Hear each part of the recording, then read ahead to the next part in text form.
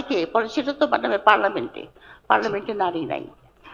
তো এই একটা প্রশ্ন, এটা নিয়ে আপনারা চিন্তা ভাবনা করছেন কিনা যে আপনার পলিসি এফেক্টস এভরিবডিজ লাইফ, মেয়েদের লাইফও এফেক্ট করে, সেখানে আমাদের decision making voice is important. তো আপনারা এটা নিয়ে চিন্তা করবেন।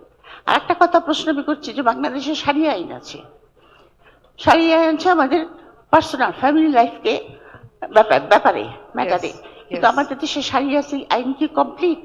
এটা নিয়ে চিন্তা করেছেন? যেরকম ছেলেরা মেয়েদের চেয়ে বেশি সম্পত্তি পায়, হ্যাঁ, এটা কিন্তু আপনার 1400 বছর আগে যখন রসুল এটা করেছিলেন, সেটা কিন্তু একটা সোশ্যাল ইঞ্জিনিয়ারিং ছিল, যে আপনার ছেলেটার উপর কিন্তু দায়িত্ব দেয়, বাবা মার দায়িত্ব দেওয়া হয়, এবং আপনার মেয়েদেরও যেহেতু তারা হাফ প্রপার্টি নেয়, মেয়েদের কিন্তু বাপের বাড়িতে একটা রাইট থেকে যায় এবং ভাইয়ের বাড়িতেও একটা রাইট থেকে যায়। কিন্তু আমাদের এখানে কিন্তু ছেলেরা বাপ মার দায়িত্বটা সেরকম ভাবে দিচ্ছে না, কিন্তু প্রপার্টিটা ডবল দিচ্ছে। তাহলে কি একটা আইন পাস করা উচিত নয় যে যেহেতু তোমরা ডবল প্রপার্টি নিচ্ছ, তোমরা বাপ মাকে দেখতেই হবে, because you are taking the more than what your sister is getting. দ্বিতীয়ত আপনার শারিয়া আইনে যেটা আপনার কাবিন বলি আমরা, কাবিনটা তো মেয়েকে ঘরে নেওয়ার আগে তার হাতে দিতে হয়, সেটা তো দেয় না, তাই না? তো ওখানে একটা ঠকানো হয়। আর একটা আছে আপনার যে মেয়েদের আমরা যখন ঘরে যাই, আমার সবকিছু দেখভাল আমার স্বামীর করার দায়িত্ব, আমি যেটা ইনকাম করবো সেটা আমার, কিন্তু তা কিন্তু নয়, আমাদের ইনকাম কিন্তু আমাদের সংসারে খরচ করতে হয়।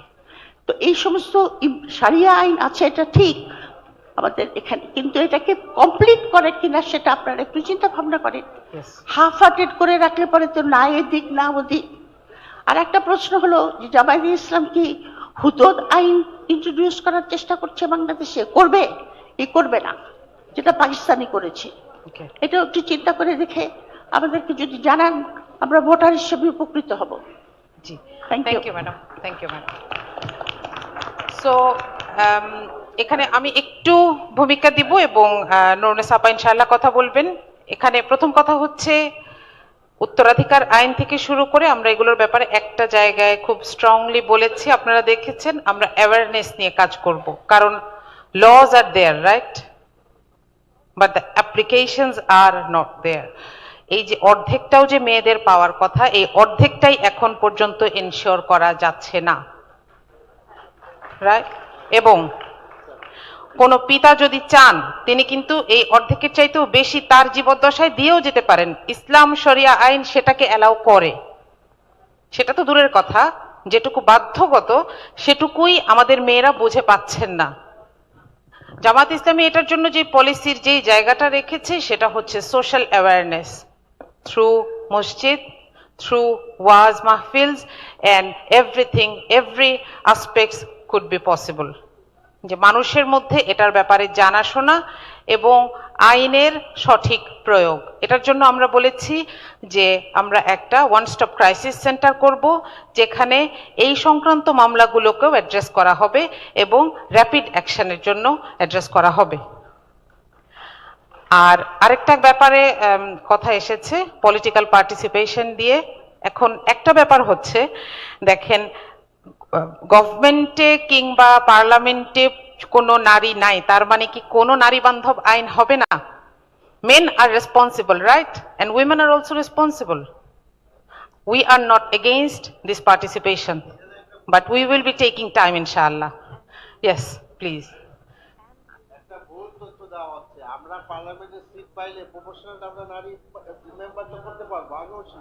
জি, আগেও ছিল।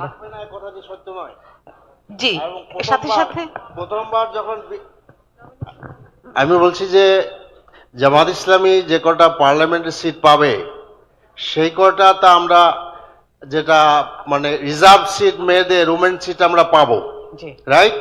এবং এটা আগেও ছিল। আরেকটি কথা বলতে চাচ্ছি যে বিএনপি যে বছর 200-এর উপরে আসন পেল, সে বছরও কিন্তু বিএনপির সে কোনো নারী ক্যান্ডিডেট ছিল না।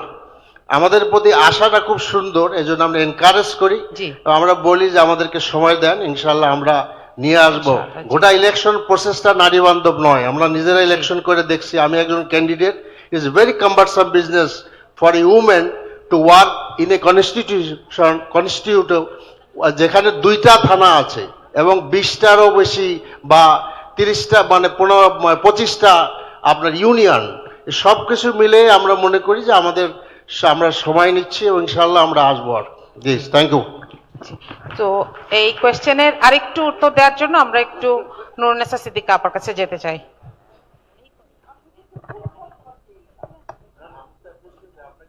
আসসালামু আলাইকুম।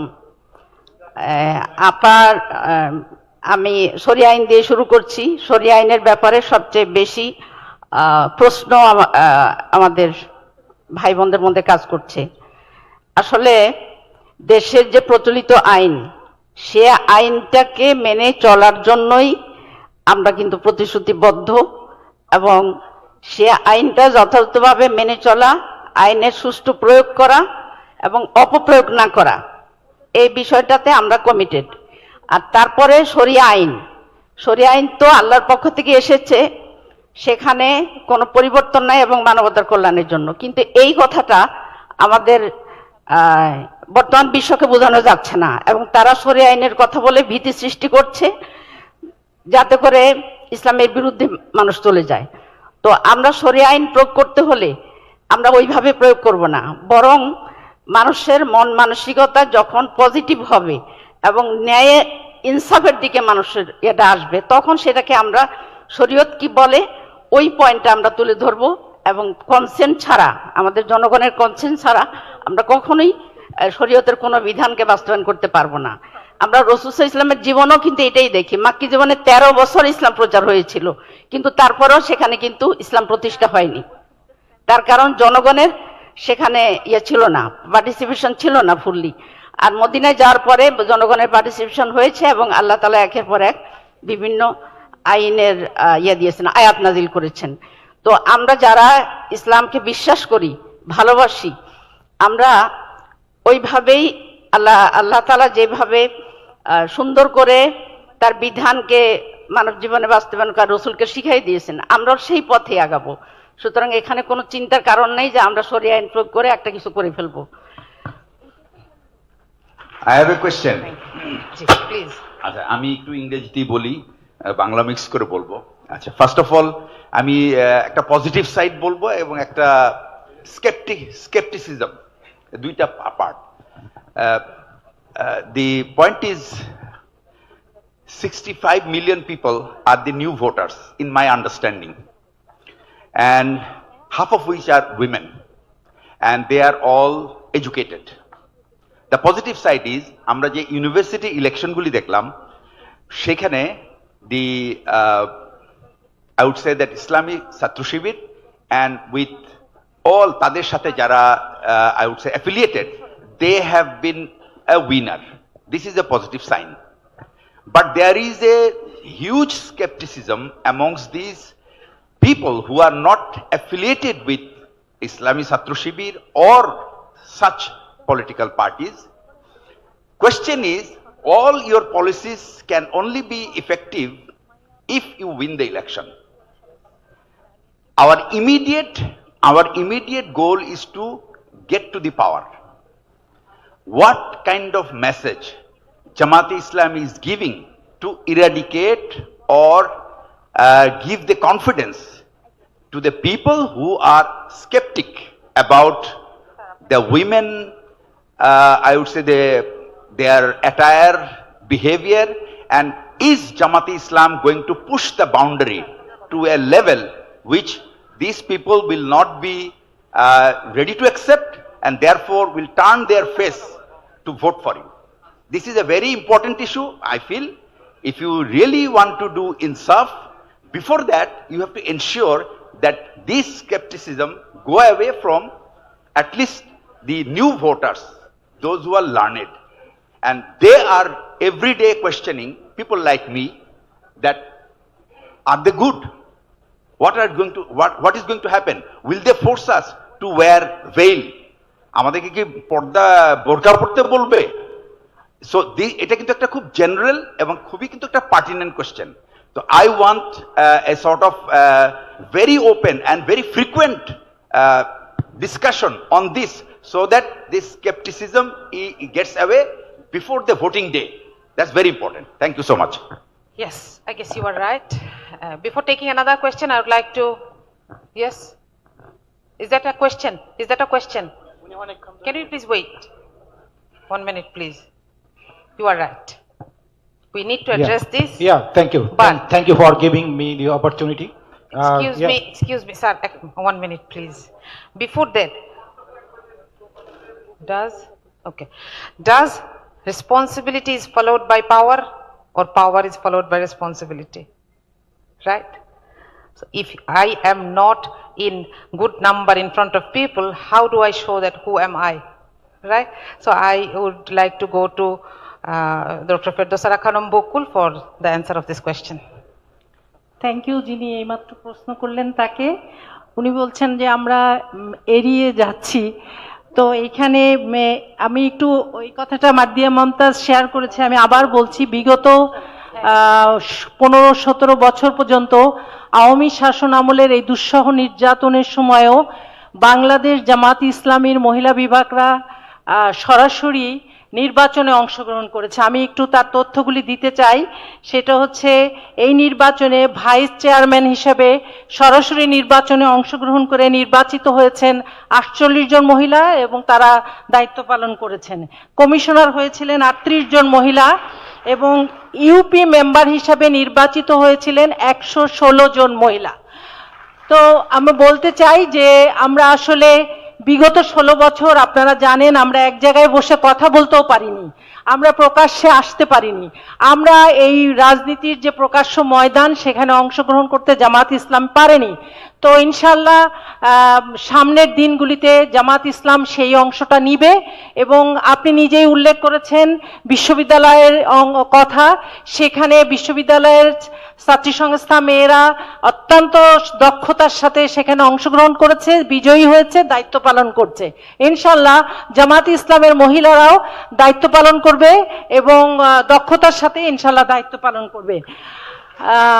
আরেকটি কথা বলতে চেয়েছিলেন পোশাকের ব্যাপারে, যে নারীদেরকে জামাত ইসলামী পোশাকের ব্যাপারে বোরখা পরা বা এই ধরনের কোনো পোশাকে বাধ্য করবে কিনা। আমরা জানি খোদ আল্লাহ সুবহানাহু ওয়া তাআলা ইসলামের কোনো বিধান কারো উপরে জোর করে চাপিয়ে দিতে বলেন নাই। রাসূলুল্লাহ সাল্লাল্লাহু আলাইহি ওয়াসাল্লাম কোনোদিনও কারো উপরে ইসলামের বিধান জোর করে চাপিয়ে দেন নাই। সো জামাত ইসলামী কেন এই কাজটি করবে? এবং এর একটি বাস্তব দৃষ্টান্ত আমরা দেখেছি, ঢাকা বিশ্ববিদ্যালয় সহ সারা বিশ্ববিদ্যালয়ে জেনারেল ছাত্রীরা ছাত্র শিবিরকে বিপুল ভোটে বিজয়ী করে প্রমাণ করেছে ছাত্র শিবির হচ্ছে তাদের জন্য সবচেয়ে সেফগার্ড, যারা তাদেরকে পোশাক থেকে শুরু করে কোনো কিছুর ব্যাপারে তাদের উপরে কোনো নির্যাতন করবে না, জোর করে চাপিয়ে দিবে না, তাদের ক্ষমতা কেড়ে নিবে না। এবং তারা প্রকাশ্যে বারবার সেটা প্রকাশও করেছে যে আমরা একমাত্র নিরাপদ বোধ করি ছাত্র শিবিরের কাছে। So I think Jamaat Islami ইনশাল্লাহ যদি তাদের সুযোগ আল্লাহ সুবহানাহু ওয়া তাআলা দেন, দে উইল প্রুভ ইনশাল্লাহ যে তারা মহিলাদেরকে সমান তালে সমানভাবে সর্বক্ষেত্রে কাজে লাগিয়ে তাদের দক্ষতাকে প্রমাণ করার সুযোগ দিবে নিরাপত্তার সহকারে। Thank you so much. Thank you, honorable panelists. We will take only one question. Yes, one question. Yeah, thank you. Thank you for giving me opportunity. Yeah, I want to respond to my respected teacher, Professor Dilara Chaudhary, ma'am. She asked me about, who I am. I am a feminist. Maybe the course is relevant for me. And like me, more aggressive feminist is here. So that's why I am talking. Response to my respected teacher is that who will make the policy? I see you know that the man, if we look at the dais, we see that how the gender is not only women. Gender, of course, it includes the men or women both. I think in this panel, the question should come up about the care economy. Care economy, we know that who raised this question in Bangladesh first. I am as a gender expert. I did 2 times last 10 years gender country profile for European Union. For European Union delegation and 27 countries, that the European Union is implementing currently in last 10 years. So in that context, I was talking with in the morning session with the EU First Secretary, and he simply said it's amazing the policy the Jamaat-e-Islam is talking about. This one comment is that who is the that level of feminist, I would say that the Amir-e-Jamaat, he is the feminist in my definition. How did it that? I am talking about the care economy. The care economy, he is the first person I heard that he mentioned about the 5 hours and 8 hours, and you debated a lot. This belongs to the care economy. And do you know what is the size of the care economy currently in Bangladesh as per Bangladesh Bureau of Statistics? Okay. It's not million, billion, it's $1 trillion economy. Yes. That's we are missing. You're requested to So I think your question. it should include in this panel discussion. Thank you. Thank you. So maybe we are not taking any question, Yes, any more we are not questions. taking So any I would like to question. conclude with one sentence, please. I'm sure many of you still have a lot of questions. You can email them amir@jamaateIslami.org. We will be not taking any question for this session anymore. Okay, thank you. আমি একটা শুধু কথা দিয়ে শেষ করতে চাই যে আমি রিসেন্ট কিছু মাসে মিডিয়ার সাথে কথা বলেছি, কিন্তু সবাইকে নিশ্চিন্ত করা সত্ত্বেও কেউ কেন যেন নিশ্চিন্ত হতে চান না, যে জামাতে ইসলামের পলিসি হচ্ছে আমরা স্বপ্ন দেখি এবং আমাদের সেই সক্ষমতা আছে একটা দেশ তৈরি করার, যেখানে একটা মেয়ে টেকনাফ থেকে তেঁতুলিয়া পর্যন্ত ভ্রমণ করবে, সে কাউকে ভয় পেতে হবে না।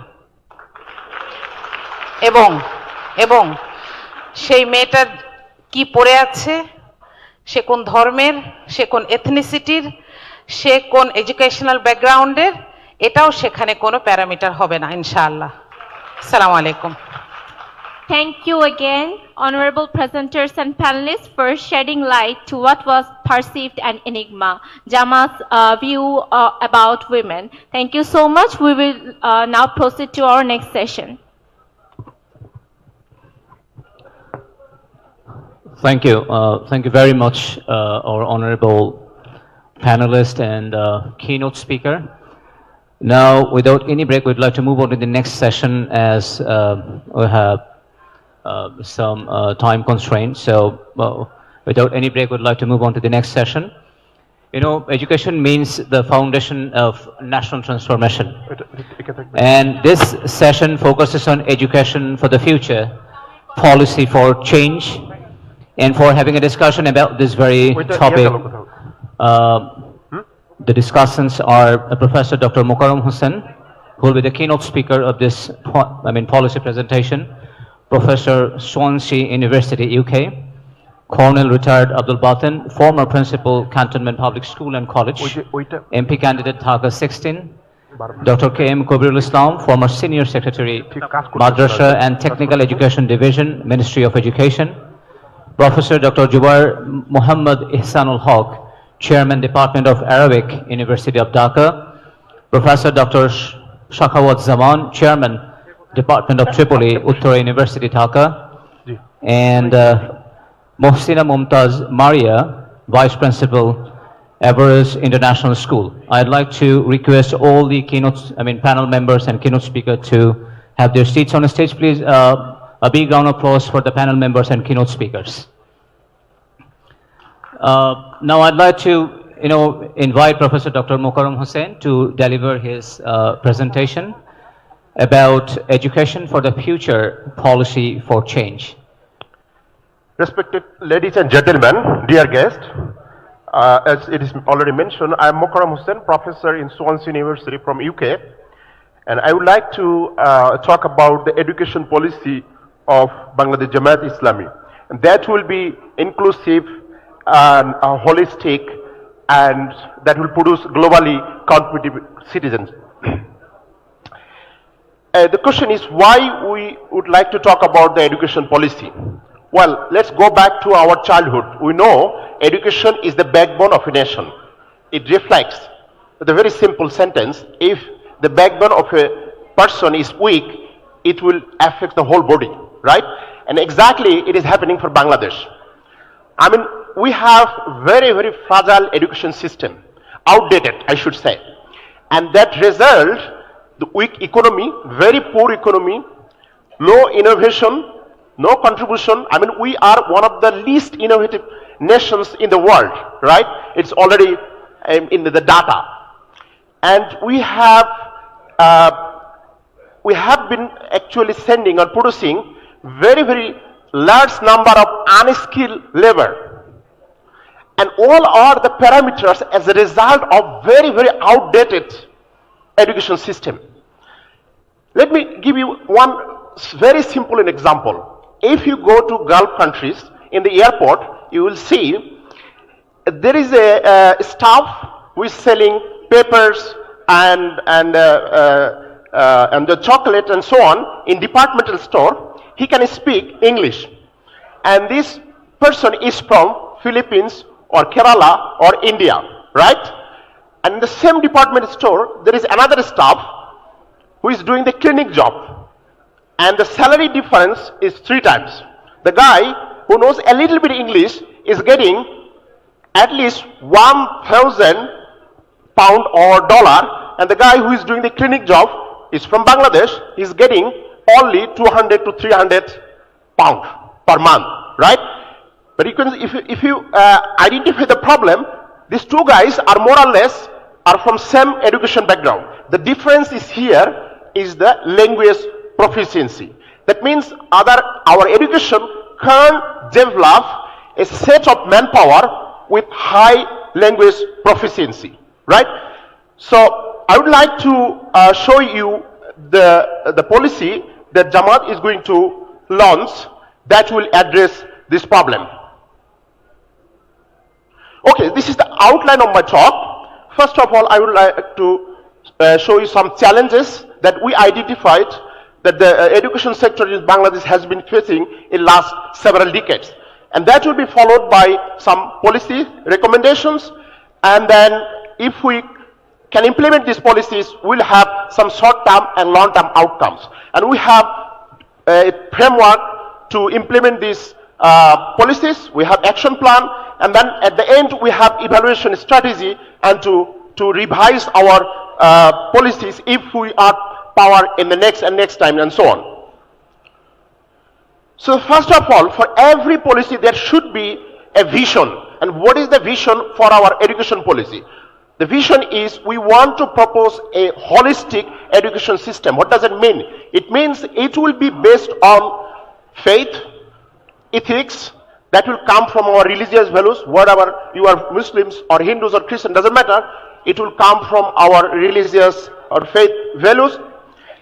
It will include all the cutting edge technologies, for example, AI, innovation, digitalizations, and it will also incorporate the sustainability goals, that is inclusive, equity, and quality.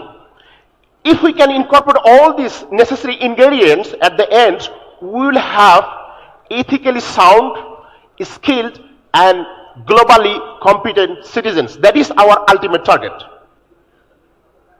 So, first of all, let me give you a couple of ideas. What are the key challenges that our education system is facing? The first of all is our education is purely based on exam orientations. We are evaluating the kids based on exam, 100%, right? And memorizations from kindergarten to the graduate level, in all sectors, in all steps, we are master of memorizations. We are doing the exams in BCS, it's based on memorizations, right?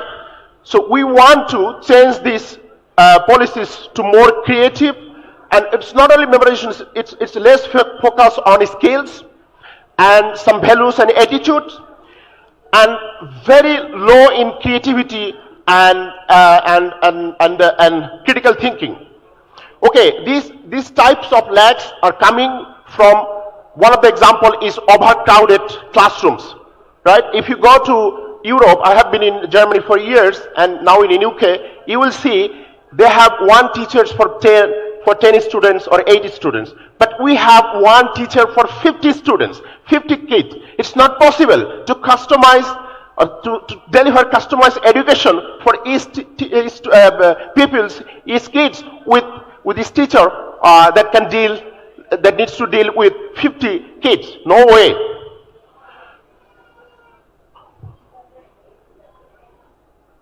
So there is more problem. As I already mentioned, we have very, very outdated pedagogy. That means we are having the examples that we are producing in last 30 years and 40 years. We have very, very less training for our teachers. We don't have continuous professional developments that I will talk about. We have very high number enrollment in primary education, but the outcome is very low. I mean, if you can test a kids who pass just class 5, then you will see he hardly can write correctly or read correctly or other digital skill, for example, maths and so on. We have very low communications or engagement with the community. For example, I mean, we have hardly interaction between the teachers and the parents and the community leaders and so on. At the end, what is happening? You know, there are several studies published by different organizations that our students who are in level 11 or 12 are getting the same amount of education background with class 7 in developed countries. So your students of level 11 equivalent to the students or the pupils in UK or Germany of 7. So you can see the disparity. So you can't compete with them, right? There's no way. So, and this is coming from financing gap. So we are investing very, very least amount of our GDP in education. So currently it's with corruptions, it's maybe 1.5%. But as the UNESCO is suggesting, it should be 4 to 6%. So we have to enhance the budget as well. And what is happening as a result of this lack of funding is less infrastructure. I know my friend Dr. Alongir will say, okay, infrastructure is not a big issue, but it's an issue because the country like in the UK or in Germany, they have interactive classroom, they have digital classroom. You don't have anything. You don't have any science lab in your secondary school. How we can teach science without science lab, right? So you need to invest money in infrastructure. You need to invest on teacher. We have to attract the brightest mind in our teaching profession. So we are having the quality of less teachers, right? So we need to invest money here, and we have to invest money in research and innovation. So we are going to propose 5 policy recommendations. The first of all will be the formation of a permanent education team, followed by the curriculum modernization and streamlining of our different education sector. We have government education sector, we have private, we have POMI, we have Alia, we have English, and so on. So we have to streamline at a certain level. We have to enhance the status of the teachers, and we have to make sure the welfare of our teachers as well. And then we have to invest on higher education, especially the university level. And finally, we need to form a national research council that will deal with the innovation and research, fundamental research, to enhance our economy from labor-based to knowledge-based. The first recommendation is forming a permanent and independent. It's not formed by the party cadre. It should be independent, forming or taking the expert from different fields. They will be really expert in that field. It's not that you are collecting some of your party cadres. And they will review the previous policies, and they will ensure that, okay, our education curriculum will align with SDG principle and the demand for labor market. We have to focus where we have labor shortage, where we need the market, right? Market demand. And we have to, of course, incorporate other skills, for example, AI, robotics, and automation. The second recommendation will be upgrading our curriculum. We have to upgrade our curriculum from primary school to secondary school and even university level. And the second task will be to propose a unified system. Unified means we want to propose some basic subject for students up to grade 8. After grade 8, you can diversify. You can go to religious educations, you can go to science, you can go to normal educations, you can go to skill or vocational training. In all cases, we will embed some basic skills, for example, digital literacy, soft skill and creativity. One of the primary target of our education policy will be to enhance our madrasa education so that we can create world-class Islamic scholars. We don't have much world-class Islamic scholar from Bangladesh, right? So we need to create them as well through this, or we need to produce them through this curriculum. But that will be at least our vision. We need to, of course, pay attention to the teachers' welfare, and they are enhancing their salary structure. And the recruitment should be based on purely on merits, not political affiliations. So that will be our key target in this education policy. And then we have to also follow the same enhanced structure for university level and the private university. So let's talk about the higher education sector.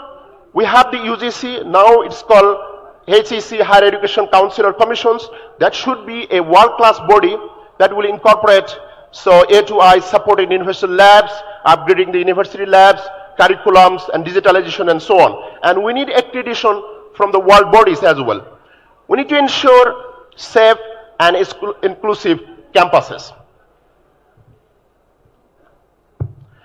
So again, I would like to talk a little bit more on higher education sector. The skill sets that I am talking about, the digitalization, communication skill. Why I'm talking about communication skill? I was presenting for the first time when I was a PhD student. There was no system, then I should present something in front, at that time, in front of my teachers and so on, friends, right? So we need to enhance this type of skill in university level as well. We are thinking to propose some universities that are purely focused on technical subjects, engineering and so on, and science, and then separating from general science. And then we need to provide, as Professor Wanisur Kurum already mentioned, we have some scheme for providing interest-free loans and more scholarships and so on. And higher education, we need to focus the career counseling. We don't have any mechanism built in within your university system that should provide the career counseling. We don't have at all. We are taking the support from some private sectors and so on. So we need to think about it. And again, I would like to talk about a little bit more on the higher education sector. As I already mentioned, it is due to the language proficiency, right? And the first of all, we need to focus on English, right? So the guy from India are undergraduate, but he can speak more or less in communicative language, in communicative English, but our graduate can't. So we need to identify these issues, and we need to focus other foreign languages like Chinese or Mandarin and the French and so on to enhance our marketability and to expand our market sector. We need to promote industry, academic collaborations and international collaborations. So our industry should fund more innovations, so they will have more IPs and so on and so forth. And as Professor Wallace already mentioned, we will have couple of schemes for high performance in their respective departments and fields.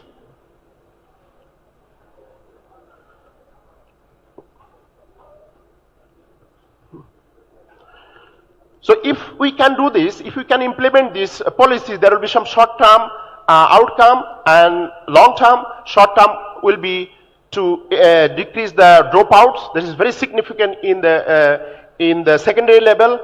And then in this term, we would like to enhance the budget, maybe up to 4% to 5%. And the long term we will have a long term. We are saying that it is 2035. There is a mistake.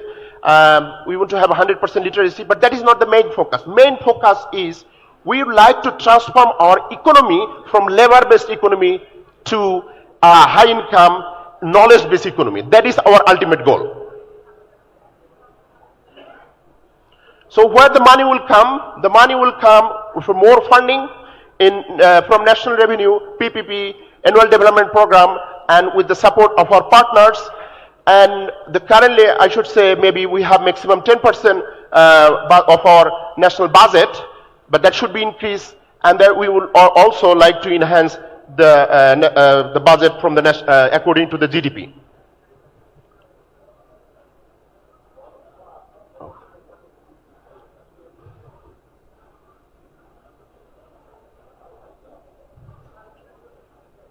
Okay.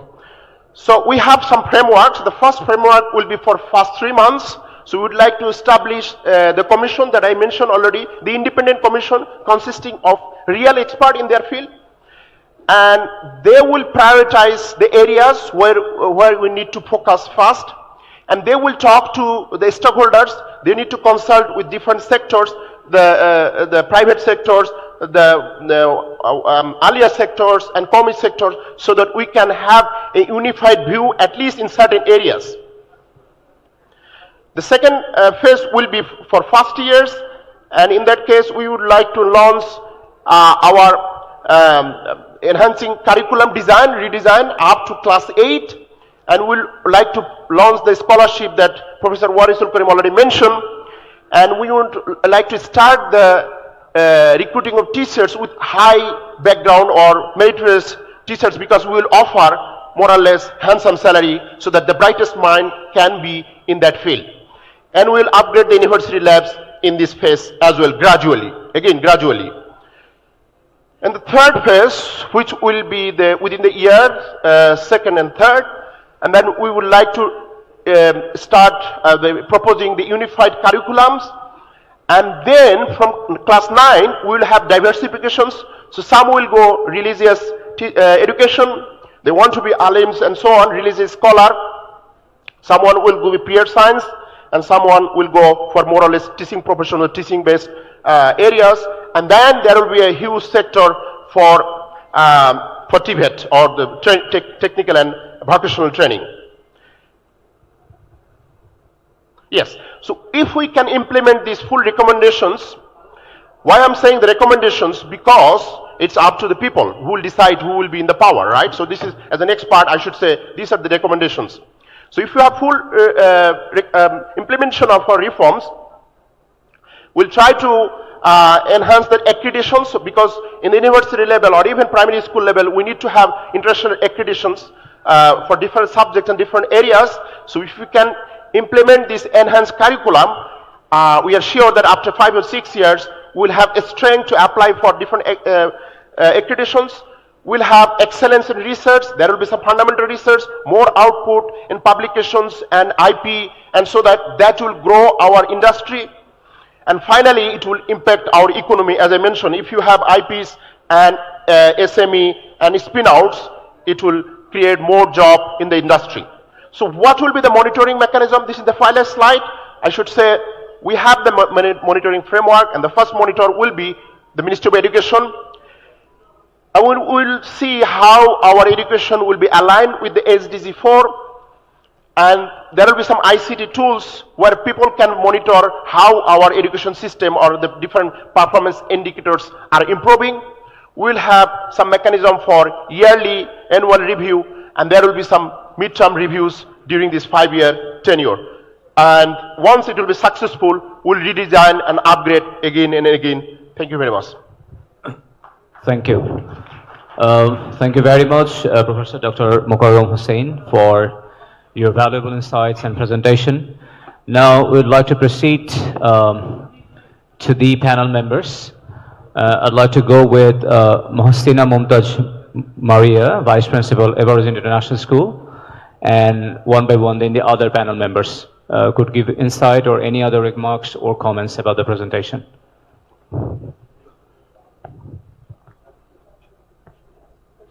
No, just introduce it quickly. Assalamu alaikum. I'm Mohsina Mumtaj Maria, working in a private English medium and Islamic school. I have been working there as a vice principal. Introduction? Just introduction. My name is Colonel Muhammad Abdul Batin, retired. I am an officer from Army Education Corps, and I have done my post-graduation from Rajshahi Vishwavidyalaya. would be happy to get some remarks from you within very short time. We just don't want to know the introduction. As we have heard from the presentation, Bangladesh JAMAAT-E-ISLAMI want to produce morally and ethically sound, competent, educated people who can compete in home and abroad in the job market. Thank you. Thank you.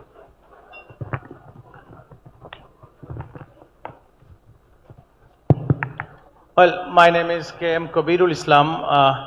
I am a bureaucrat and I have just retired from Ministry of Education as Senior Secretary, Technical and Madrasa Education Division. I have graduated from Dhaka University and then I did my second master's from Norway and PhD from Australia. And I have been in the Ministry of Education for several times and all along almost 6-7 years experience in the Ministry of Education.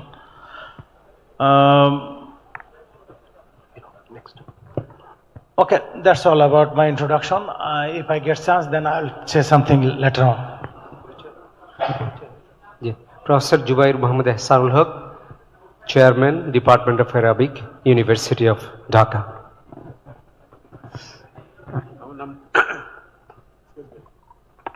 আমার নাম দেওয়ান আলমগীর। আমি দেখেছেন যে first সেশনে present করেছি, এক সময় শিক্ষকতা করেছি, লাইফ লং ট্রেইনার হিসেবে কাজ করেছি। তো দেখি আপনাদের প্রশ্ন থাকলে হয়তো বা মোকাররম সাহেব যদি কখনো বলে তাহলে উত্তর দেব। Thank you very much. Now we would like to take few questions from the audience. If you have any question, could you please raise your hand? I think our volunteers will be there to help you. Are there anybody to ask questions?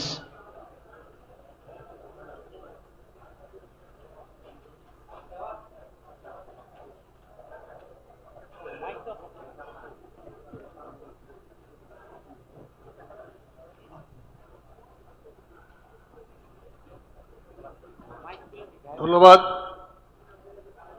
আমার নাম আখতারুজ্জামান, আমি সাবেক MP ছিলাম, এখন জামাত ইসলামের একজন নবীন সদস্য।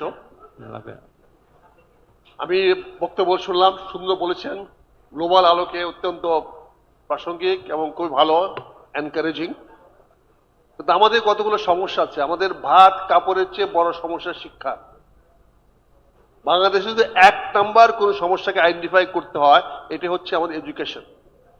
আমাদের কোনো লেভেলে, ঢাকা ইউনিভার্সিটি নিয়ে আমার গ্রামের প্রাইমারি স্কুলে কোথাও প্রপার শিক্ষা হচ্ছে না। এখানে প্লান্টের শিক্ষা হচ্ছে। 5-6 জন ছেলেকে ফার্স্ট ক্লাস পাওয়া দিতে হবে, তার শিক্ষা হচ্ছে।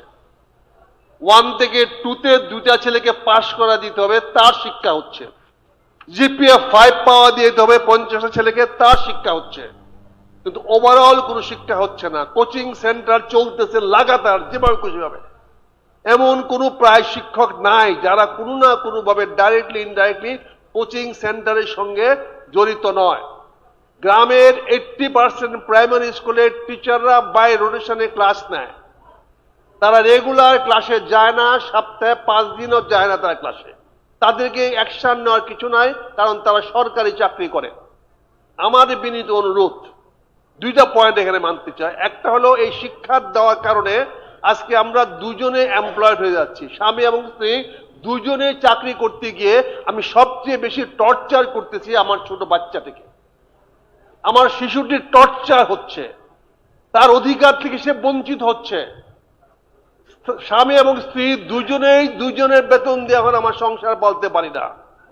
এই যে অর্থনৈতিক অবস্থা, আমাদেরকে ডিসাইড করতে হবে আমরা কি আমার জন্য চাকরি করব, শিক্ষা করব, না আমাদের চিলড্রেনের জন্য শিক্ষা করব। আমাদের দুজন থেকে একজনকে ঘরে ফিরে যেতে হবে। পুরুষ যান আর মহিলা যান, 2 জন এট এ টাইম বাইরে চাকরি করতে পারবেন না। একে তো চাকরির উপরে চাপ সৃষ্টি করতেছেন, লেখাপড়া করে চাকরি বেকারত্ব করতেছেন, 2 জনে মিলে একসঙ্গে চালাতে পারেন না। আর আমার শিশু বাচ্চাটিকে বুয়ার ল্যাঙ্গুয়েজ শিখতেছে, সে বাংলা শিখে না, ইংরেজি শিখে না, ফিলিপাইন ইংলিশ না, সে বুয়া ল্যাঙ্গুয়েজ শিখে। কারণ সে বুয়া তাকে যেভাবে প্রতিপালন করছে সেইভাবে সে প্রতিপালিত হচ্ছে, সে বুয়া যেভাবে তাকে রাখতে সেভাবে হচ্ছে। আপনার উচ্চ শিক্ষিত মানুষ টপ লেভেলের স্যার আছেন, আলমগীর স্যার আছেন, আপনারা আছেন, এই বিষয়টি করেন। আমাদের জাতি ধ্বংস হয়ে যাচ্ছে। আমরা এখানে শিক্ষা, সন্তান তার পিতা মাতার কেয়ার নেয় না। ইসলামী কথা বললে কি হবে? বিয়েটা করেই বাপের বাড়ি ছাইড়া দেয়, মেয়ে ছাইড়া দেয়। বিদেশে ছেলেটা যায়, টাকা পাঠায় স্ত্রীর কাছে, স্ত্রী চলে যায় শহরে, শাশুড়ি পড়ে থাকে গ্রামের বাড়িতে। গ্রামগুলো যান, গিয়া দেখেন গ্রামের কি অবস্থা। সেখানে বাবা মা স্ত্রীকে বা ছেলে কিছু বলতে পারে না, কারণ টাকাটা এখানে আসে। কাজে এই প্রাইমারি এডুকেশন এবং জেনারেল এডুকেশন, আমরা উচ্চ শিক্ষার দরকার আছে কিনা নাই জানি না, কারণ এত ডক্টর পিএইচডি আমরা কি করব? আমাদের দেশে রিসার্চ ল্যাবরেটরি নাই। আমাদের যে রিসার্চ সেন্টার আছে সেখানে চুলা বানায়, সেখানে চুলা দিয়ে কেমনে আগুন জ্বালানো হয় সেটা আমাদের সায়েন্স ল্যাবরেটরিতে শিখতে হয়। আমরা কিন্তু অন্য কিছু পাই না, জেট শিক্ষা পাই না, কিছু মনে করেন না। কাজে আমরা চাই প্রাইমারি এডুকেশনটাকে কিভাবে আপডেট করা যাবে, আর দেশে কোচিং সেন্টার কি বন্ধ করা যাবে, এইটা জামাতের কোনো প্রোগ্রাম আছে কিনা? ধন্যবাদ। First of all, I would like to say that the point that you mentioned about the absence of the primary teachers, because they are fully paid by the government, right? So first of all, we would like to have some digitalization, so they have to prove that they are present in the class. So I would like, I'm not interested to say details here, but we have a specific plan to introduce some digital acknowledgement so that we can identify they're in the class or not, how many hours and so on. So we will do that. And second thing is, I mean, the salary is also an issue, right? You cannot deny that the teachers with graduation from Dhaka University are getting 20,000 or 30,000. It's not enough. So they need to look for alternative sources from agriculture and the private tuition or something like this, or the tuition in the best. So if we can enhance a little bit, and if we impose some more efficient tracking system, I think this problem will be largely solved. And it's not in the primary sector. I mean, it's partly due to the motivation. We need to have some motivational program from national level.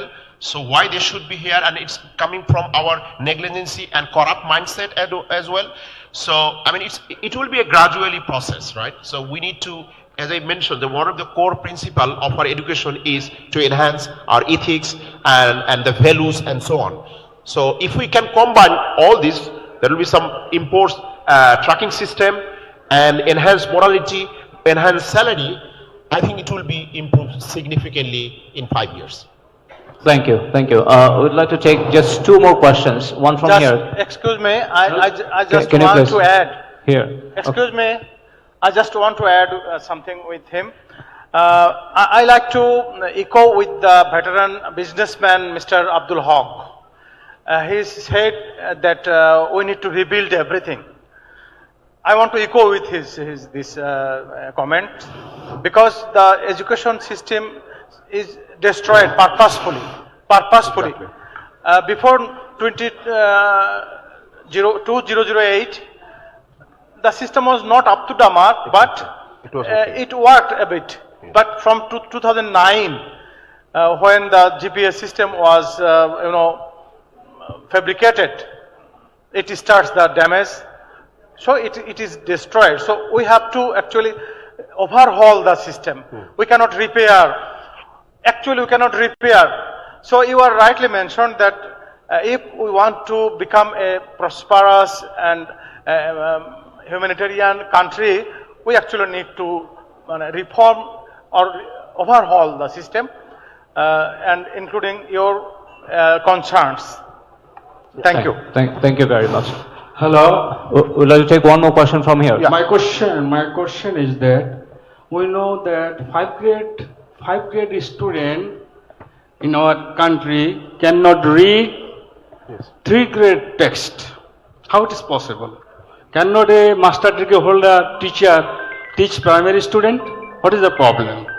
If teaching method is not innovative, how learning method can be effective?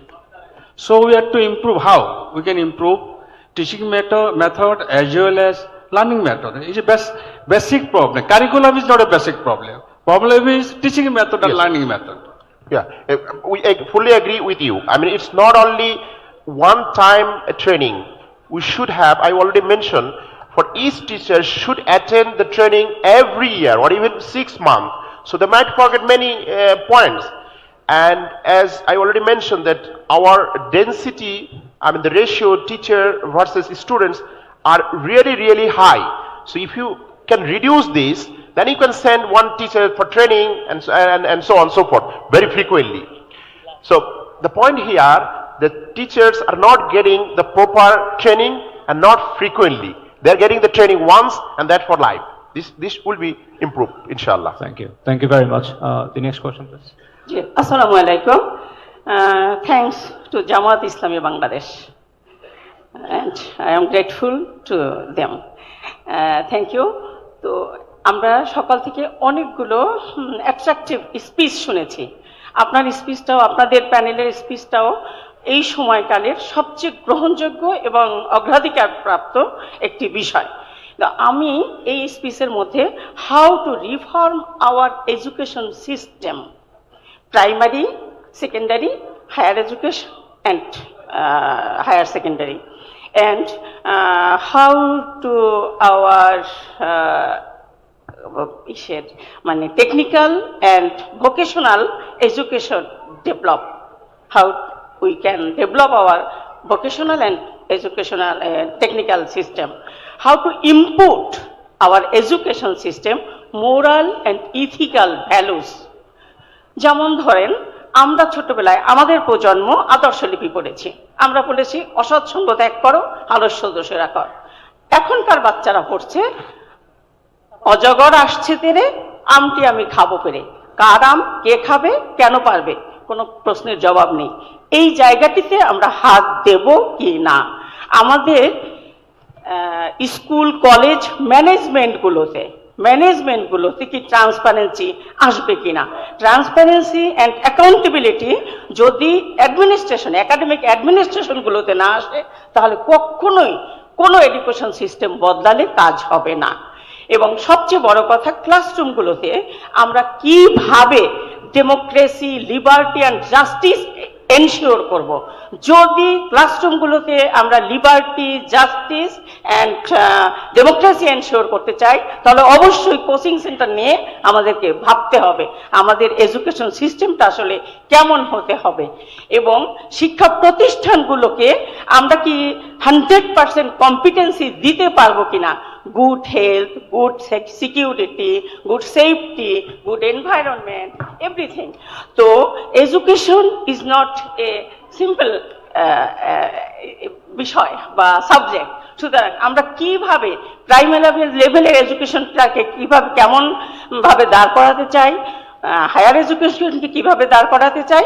আর একটা জিনিস দেখেন, 100% mismatch, subject oriented job নাই। Applied physics পড়ে আমরা ব্যাংকে চাকরি করছি। এই যে মিসম্যাচটা হচ্ছে, প্রতিদিনের পত্রিকায় সায়েন্স রিলেটেড একটা জব মার্কেটে কোনো জব নাই। তাহলে আমাদের ব্রিলিয়ান্ট স্টুডেন্টরা physics, chemistry, applied physics, micro applied physics পড়ছে, ওদের জন্য কোনো জব নাই। তাহলে জব রিলেটেড শুধুই কি এমবিএ পড়েই আমাদের দেশটা চলবে? কিভাবে জব রিলেটেড সাবজেক্ট তৈরি করা যায়, এই মিসম্যাচগুলোকে ওভারকাম করার জন্য আপনাদের কোনো চিন্তা আছে কিনা? এবং এই রিফর্মগুলো বিশেষ করে ভোকেশনাল অ্যান্ড কি বলে ওটাকে, জি আচ্ছা, thank you, vocational and technical এডুকেশনকে কিভাবে আরো বেশি ইমপ্রুভ করা যায়, কারণ অনলি 13% স্টুডেন্ট আর দেয়ার। সুতরাং এই জায়গাটিতে আমাদেরকে সিরিয়াসলি হাত দিতে হবে, যেখানে আমরা স্কিল, আপনারা বারবার বলেছেন স্কিল ম্যান পাওয়ার তৈরি করতে হবে। Quality education can give quality manpower, skill manpower, and quality education for quality teachers. প্রথমেই আমাদেরকে কোয়ালিটি টিচার এনশিওর করতে হবে, কোয়ালিটি এডুকেশন এনশিওর করতে হবে, এবং তারপর আমাদের কোয়ালিটি শিক্ষায় যেতে হবে। এই বিষয়ে আমরা কি কয়টা ধাপে, short time, middle time, long time, কিভাবে কাজ করছি, কিভাবে সাজাচ্ছি, জামাত ইসলামী কিভাবে এটা নিয়ে কাজ করবে। আমি কানিজ মাহমুদা, আমি principal, ex principal Siddheswari girls college. Thank you very much. আর একটা পয়েন্ট আছে আমার, বিশেষ করে উচ্চশিক্ষার ক্ষেত্রে, সেটা হচ্ছে যে হায়ার এডুকেশনে নারীদের ঝরে পড়া রেট, আমি যদি 100 মেয়ে অনার্স ফার্স্ট ইয়ারে ভর্তি করি, আমার মাস্টার্সে থাকে 10 জন। হায়ার এডুকেশনে আমাদের নারী শিক্ষার হার এত ব্যাপক হারে কমছে, যেটা আমি 16 বছর প্রিন্সিপাল ছিলাম সিদ্ধেশ্বরী গার্লস কলেজের, সেখানে আমি দেখেছি আমি 100টা মেয়ে ফার্স্ট ইয়ারে ভর্তি করলে মাস্টার্সে থাকে 10 জন। তাহলে কিভাবে আমাদের এই এনরোলমেন্টটা বাড়ানো যায়? Thank you very much. Thank you for your wonderful questions. Thank you. So I would like to ask Alongir Bhai to address this question. আমি এর আগে যিনি বলেছেন এবং যে আপা বলছেন, আপনাদের দুজনের সাথে আমি 100% একমত। আমি শিক্ষা প্রশাসনের বিষয়গুলো বলছি না। আমরা যদি আমাদের বাচ্চাদেরকে primary, secondary, even higher education, আমাদের শিক্ষার পদ্ধতিটা পাল্টাতে হবে। আমরা যেভাবে পড়াচ্ছি এখন, এই পদ্ধতিটা পাল্টাতে হবে। আমি নিজেও শিক্ষক ছিলাম, ট্রেনার। আমাদের প্রাইমারি স্কুলে, সেকেন্ডারি এবং হায়ার সেকেন্ডারি, ইভেন ইউনিভার্সিটিতে যদি আমরা ইন্টারঅ্যাক্টিভ এক্সপেরিয়েন্সিয়াল বইগুলোকে যদি সঠিকভাবে না পড়াতে পারি, শিক্ষকরা যদি না পদ্ধতি না পাল্টাই আমরা, তাহলে অন্য কোনো উদ্যোগের রেজাল্ট আমরা পাবো না। এটা আমি ফার্মলি বিলিভ করি। আপনি যে বলেছেন শিক্ষা পড়ানোর পদ্ধতি, সেটা পাল্টানো, কিভাবে একটা বাচ্চার সাথে ইন্টারঅ্যাক্ট করতে হবে। ইভেন ইউনিভার্সিটিতে যদি আমি সাবজেক্ট যাই পড়াই, যেমন ধর সোশ্যাল সায়েন্স যদি পড়ি, বিজনেস স্কুল যদি পড়ি, আপনি দেখবেন আমি ইঞ্জিনিয়ারিং এবং বিজনেস স্কুল গ্র্যাজুয়েট দুটোই। আমি দেখেছি যে case method of learning is more, আরো বেশি ইফেক্ট হয় শিক্ষার ক্ষেত্রে টেক্সট বই পড়াচ্ছে। সো এই অ্যাক্রস দি বোর্ড আমাদের শিক্ষণ পদ্ধতি পাল্টাতে হবে। সেকেন্ড আপা, যেটা আমি শুধু একটা আপনার ইস্যু আমি উত্তর দেব, সেটা হলো ভোকেশনাল ট্রেনিং, পলিটেকনিক ইনস্টিটিউট, এইটুক, অন্যগুলো না, সময় কম আমাদের। ভোকেশনাল ট্রেনিং আমাদের দেশে 100-র বেশি সরকারি পলিটেকনিক ইনস্টিটিউট আছে, প্রাইভেট অনেক আছে, অনেক আছে। তো আমার ব্যক্তিগতভাবে এগুলোকে কাজের কারণে আমি মূল্যায়ন করার সুযোগ হয়েছে কি পড়াচ্ছি। এখানেও একই সমস্যা, এই যে কোর্সগুলো আমরা অফার করছি, এগুলো অনেক পুরানো ধাঁচের, খুবই ট্রেডিশনাল কিছু, এর সাথে বাজারে বা চাকরির ক্ষেত্রে কি ডিমান্ড তার সাথে কোনো সম্পর্ক নাই। দুই দিকে সম্পর্ক নাই, একটা হলো যে কোয়ালিটি, আরেকটা হলো ভ্যারাইটি। এই দুটোকে আমাদেরকে চেঞ্জ করতে হবে, প্লাস এর সাথে ল্যাঙ্গুয়েজ চেঞ্জ করতে হবে, দেন আমরা প্লেসমেন্টে হেল্প করতে হবে। Thank you. Thank you very much. We are not going to take any more questions. We'd like to end this session with this answer. If you have any more questions, feedbacks, and idea, you could share it through the email address amir@jamaaat-e-islami.org. Thank you, our honorable keynote speaker, and all the panel members. Thank you. Thank you very much. Health is wealth. We want a healthy and wealthy Bangladesh. Our final thematic session focuses on health matters, policy for transformation. This is our last thematic session. This is a sector critical to human security, productivity, and national well-being. The panelists and presenter for this session are Dr. Hassan Al-Banna, keynote speaker, associate professor, Department of Surgery, Ibn Sina Medical College. He is also the Assistant Secretary, National Doctor Forum, Dhaka City North. Secondly, we will be joined in the stage by Professor Dr. Mahmood Hussain, Child Health Specialist, Secretary General, National Doctors Forum, Counselor, Bangladesh Medical and Dental Council, MP candidate, Shariatpur 2. Then we will be joined in the stage by Dr. S.M. Khaliduzzaman as a fellow panel member, Chairman and Consultant, Bangladesh Fertility Hospital Limited, MP candidate, Dhaka 17. Then we have Professor Dr. Naima Muazzam, ex-professor, Microbiology, Dhaka Medical College. Last but not the least, Dr. Lutfur Rahman, Chief Medical Planner, Grameen Telecom Trust. I would like to invite the main presenter and panel members to come onto the stage to initiate the session.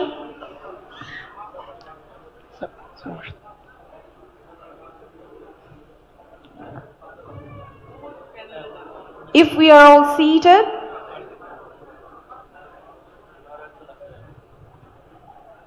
we can continue. I kindly invite Dr. Hassan Al-Banna to begin the session.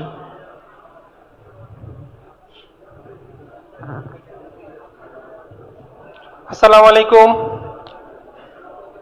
This is Dr. Hassan Al-Banna. From the morning we are hearing lots of policy, and at the end of the day we are a bit tired.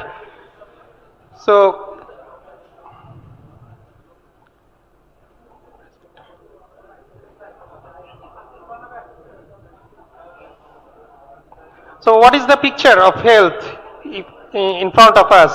So if anyone get illness in current situation in our country, illness does not only bring pain, it also brings fear of our personal life. What fear? Fear of cost, fear of negligence, fear of losing dignity. So our policy is to restore fear to the trust. That is our health policy. The health policy for transformation. So why health reform is needed?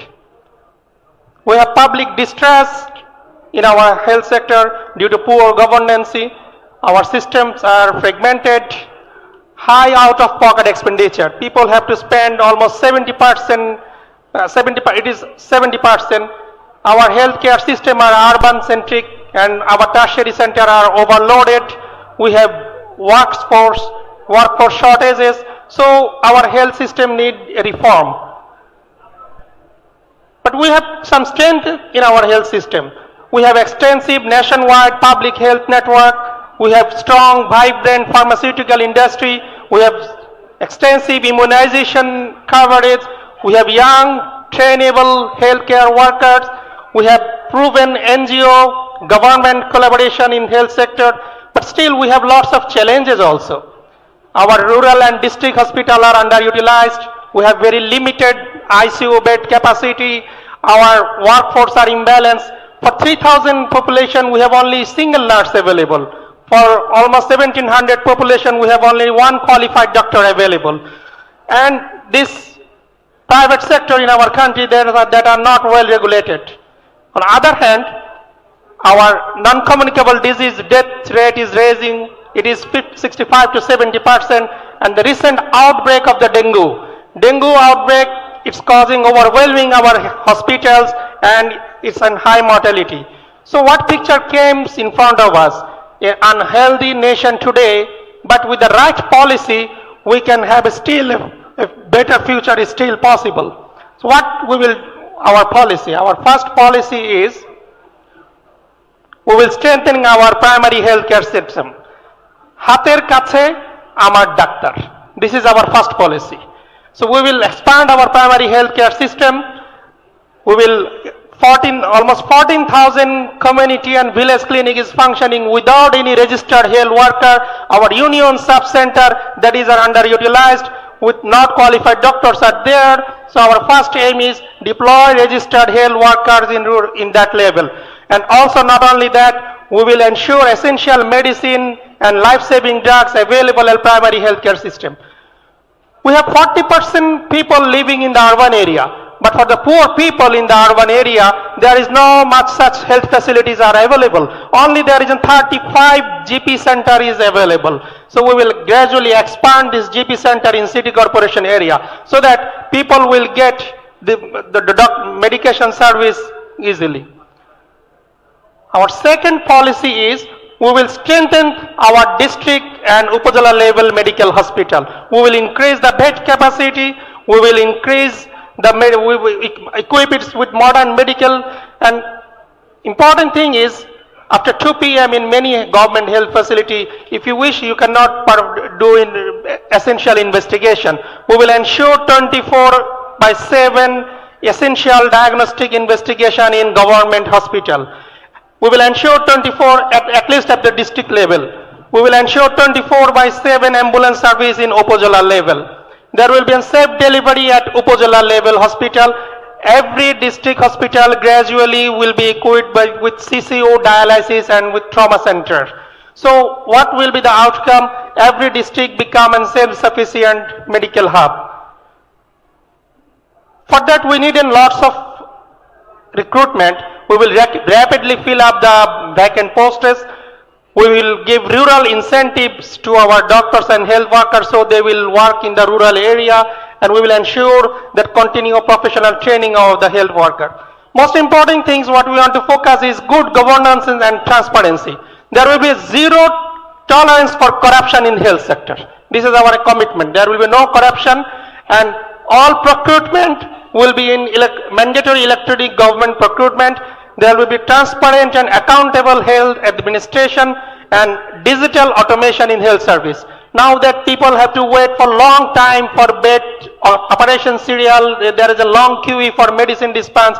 We will introduce digital automation system in our health system so that it will restore public confidence in our health system. Already in morning session or economy, there is a commitment for the women, children and elderly people. We will have a national level and specialized hospital for the women. For elderly people, we will have another specialized hospital for elderly people, and already committed by the our economic minister that all citizens over 60 years will get free health care service if Bangladesh JAMAAT-E-ISLAMI came into the power. We will have dedicated service for the expatriate. We will have 3 specialized hospitals for garments worker in EPZ area, and we will make telemedicine service more available for them so that poor people can communicate with telemedicine service. Patient safety and health worker safety, that is our another core objective. So we will ensure that patient safety, we will monitor and regulate the private hospital regularly. We will ensure that we will encourage the international standard accreditation system not only in private hospital, we will try to enforce in our government hospital as well. And another commitment is ensuring biomedical engineering department available at district level hospital. But because every year we purchase lots of equipment, but because of management problem, it becomes out of order within 2 to 3 years. There is no biomedical engineer available, so we will ensure biomedical engineering department available at every district level hospital. So we have special plan for medical education, for pharmaceutical industry and for drug. We will have national digital drug price and information platform. We will have enforced mandatory registered pharmacy in all hospital, essential drug in fair price. This government make the list to 295 essential drug in fair price. We will gradually increase the number. And another commitment is we will provide free essential drug for non-communicable disease like heart, like diabetes. Essential drug will provide at free of cost at Upazila level hospital. We will increase the strength of the government pharmaceutical company, that is Essential Drug Company Limited, and we will regulate, we will upgrade the quality-based grading of the manufacturing of our pharmaceutical company. Prevention is better than cure. We all know this. If we can enforce this, we can educate our people that preventive health care has more important than our non-communicable disease burden will go down. So we have a plan for health education program in safe water, safe sanitation, healthy food, and we have strong laws against tobacco and substance control. We have special plan for mental health also. Mental health is now an issue. We will establish mental health service in Upazila and district level hospital, and we will launch camping for mental health in school and workplaces. So another commitment is control of dengue, vector control. If we inshallah came into power within 2 to 3 years, we will bring the dengue disease under control by National Mosquito Control Program and active community surveillance and source elimination. Inshallah within 2 to 3 years the situation will come under control. So you see the picture is there. Young Zulai, iconic Sadiq Kaim, and the secretary of the BICS is cycling. So we have a plan to build a physically fit nation. We will launch this kind of camping across the society, in school, workplace, at national level, to aware the people that you have to be fit The outcome of this thing, if we can become fit, get fit, it will reduce our non-communicable disease burden. We can reduce the burden of the diabetes, pressure, this disease we can reduce in number, and we will also get healthier and productive population. Alternative medicine, you cannot ignore this thing. It is now gaining popularity in worldwide. But in our country, it is not well regulated. We have a special plan. We will incorporate their service with our current existing health system, and we will ensure the safety and quality of that service, medication. So another plan is, every year lots of people going outside for many health treatment. We will ensure international standard hospital, and we will encourage FDI and PPP model international hospital in our country. So it will have three benefits. It will have few benefits. One thing is people will not go abroad for specialized treatment. Treatment will be available in our country. It will secondly attract the medical tourist, regional tourist, and it will also create skilled jobs. So budget is a big issue, health budget and health records. In economic session, our expert already mentioned, one citizen will have one card. We will not have X card, Y card, Z card, not many cards. Every citizen will have a single card linked with his NID. With this single card, he will get benefit, all benefit. He will get health benefit. We will have a national electronic medicals record that is incorporated in that card.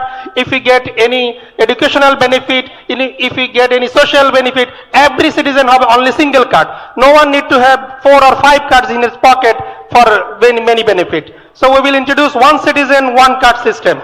And over the time, we will increase our health budget and triple in size, and we have been planned for the poor underpopulated population to introduce national health insurance policy, which is in our plan.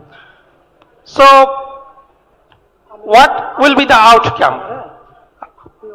Outcome after 5 years, if we want to conclude, that if we can take this policy, our health system will be decentralized. We will have reduced financial burden of the patient.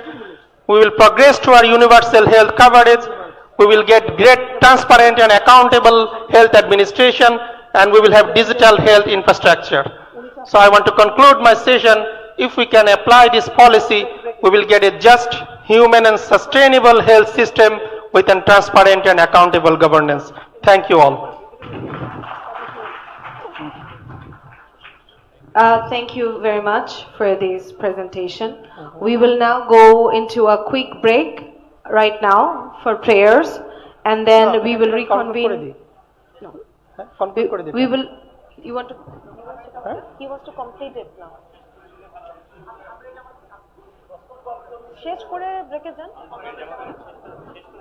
Amira Jamaat is coming to provide his closing remarks, so we will go into a short break for 15 minutes. And then resume the discussion. Yes, resume the panel discussion and Q&A session after that. After that will be followed by the closing remarks of Amira Jamaat. Yes. So okay, inshallah we will come again for question and answer session after prayer break. After prayer break, and we will reconvene at 4:45. Okay. Yeah, thank you. We will reconvene at 4:45 p.m. after we go for a prayer break. Then that will be followed by panel discussion, which will include the Q&A session. For this session, Health Matters Policy for Transformation. Following that, we will have Amira Jamaat's closing remarks for today's entire policy summit. And then we will close for the day. Thank you.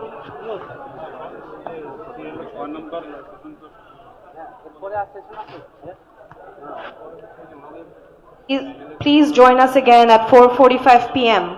Thank you.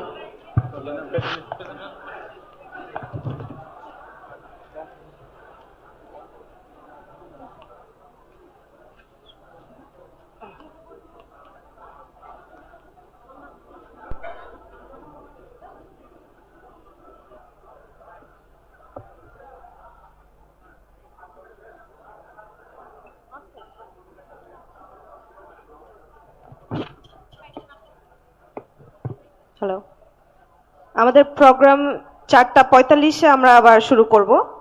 তখন আমরা এই সেশনের panel discussion এবং QnA সেশনটা করব। এরপর আমির জামাত এসে আমাদেরকে closing remarks দিবেন।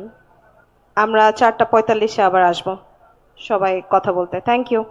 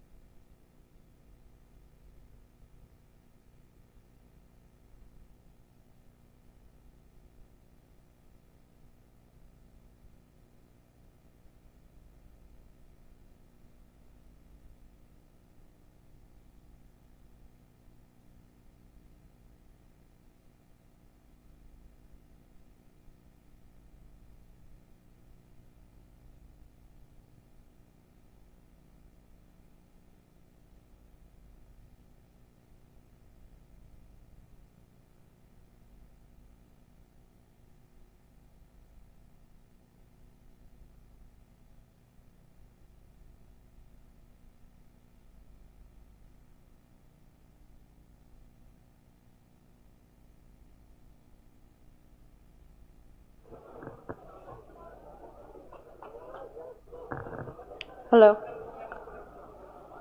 Requesting the audience to grab a cup of tea or coffee, whichever is available, and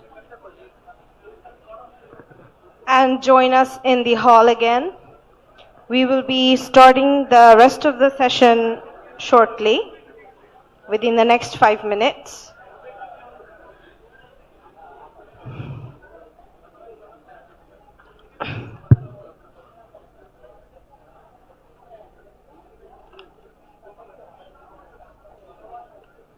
Policy presentation 5. The last policy presentation 6. The panel members and the main presenter, we request you to resume your seats on the stage.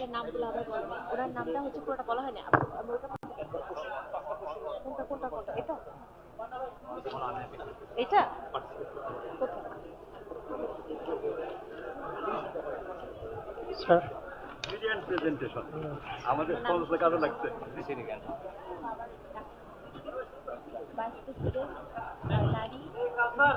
Mahmoud sir. So we would request the panel members and the presenter to resume their seats on the stage again. Dr. Hassan Al-Banna, Professor Dr. Mahmoud Hussain, Dr. S.M. Khaliduzzaman, Professor Dr. Naima Muazzam, VP, Nari Adhikar Andolon, and Dr. Lutfur Rahman.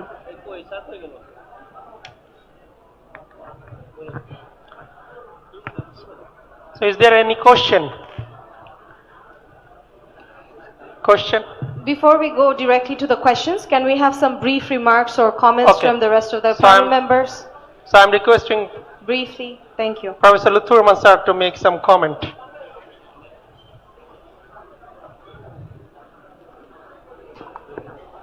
I have a question.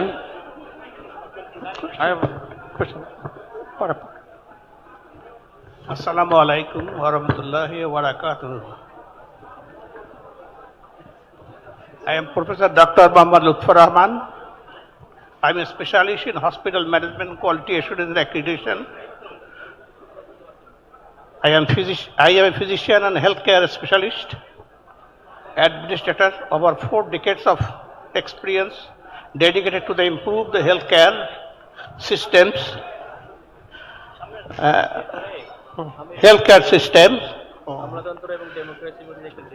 especially in hospital administration, quality assurance and accreditation. Throughout my career, I have had the privilege of working across diverse sectors, both locally and internationally. My experience spans from top to down level in the government sector. In Bangladesh, I have also contributed to the private sectors, international organizations, and NGO sector, leading initiative as project director at the Ahasania Mission Cancer and General Hospital and executive director of the Bangladesh Institute of Health Sciences Hospital, as advisor of to BABU, previously BMCH and GIMCS. My work has extended to collaboration with prominent international organizations. I have served. Sir, any comment? Any comments or remarks? Okay. Comments. This presentation is very nice and explanatory. I think so. It is very good presentation. And if you any question, you can do that one. Okay. So now I'm requesting Dr. S.M. Khaliduzzaman, who is a member candidate from Dhaka 17. So I'm requesting Dr. S.M. Khaliduzzaman to have some comment. And Alhamdulillah, audience, Assalamu alaikum wa rahmatullah. This is an excellent presentation, Aspiring Bangladesh Policy Summit 2026. Health is wealth, and everybody wants to be healthy. If I am not healthy, I can't do anything for myself, for my family, for the society, for the country. And unfortunately, there is so much deficiency on trust between the patients and the doctors.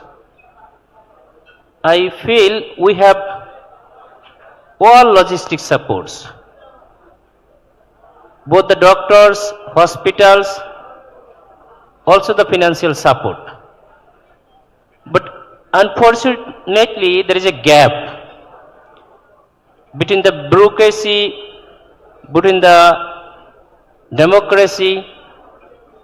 I want to smooth the relation. I want to bridge the relation so that we can give something for the country. We can use the money. There are a lot of example. There is a budget, but the hospital is returning money to the government. But patient is coming to the hospital, they are not getting service. So where is the problem? We will find out that and we will serve for the country. One more thing I will emphasize, if we Bangladesh JAMAAT-E-ISLAMI can form the government, inshallah.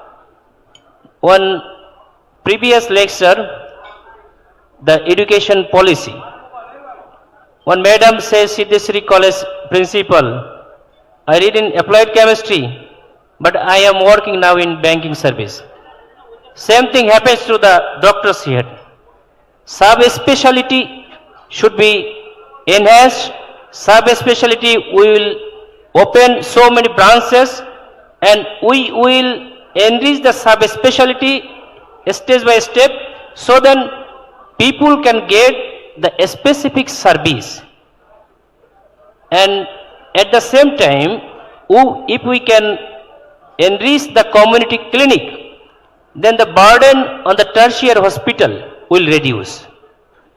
Then the demand in the bigger hospital like the Dhaka Medical College will not be overburdened.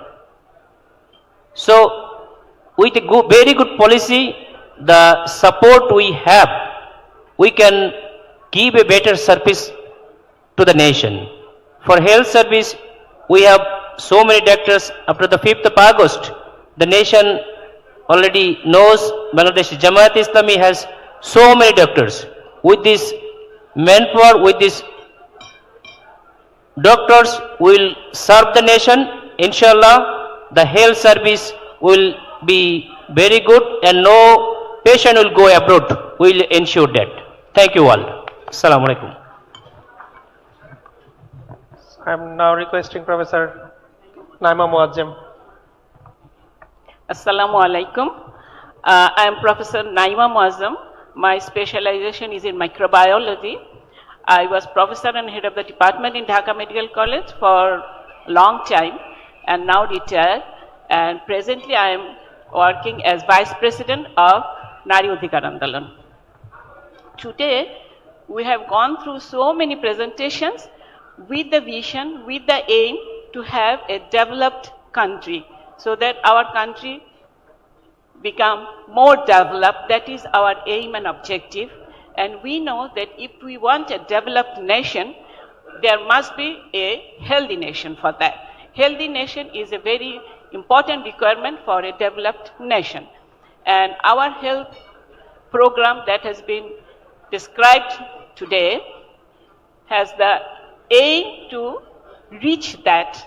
So we are thinking about decentralization and basically upgrading the Upazila and district level hospitals, and so that we get better facilities there, better human resources there. But main challenge about is that if we, hopefully inshallah, this government will be able to upgrade the hospitals in Upazila and district level in all senses, means resources and manpower resource also. But smooth running of the hospitals, assuring the presence of doctors and full successful running of the hospital is the challenge. And inshallah, we hope that this JAMAAT-E-ISLAMI will be able to motivate the people, those who are involved in hospital, about the accountability of their works. Not only accountable to the government or the higher authorities, but accountable to own self, accountable to own conscience, and accountable to Allah.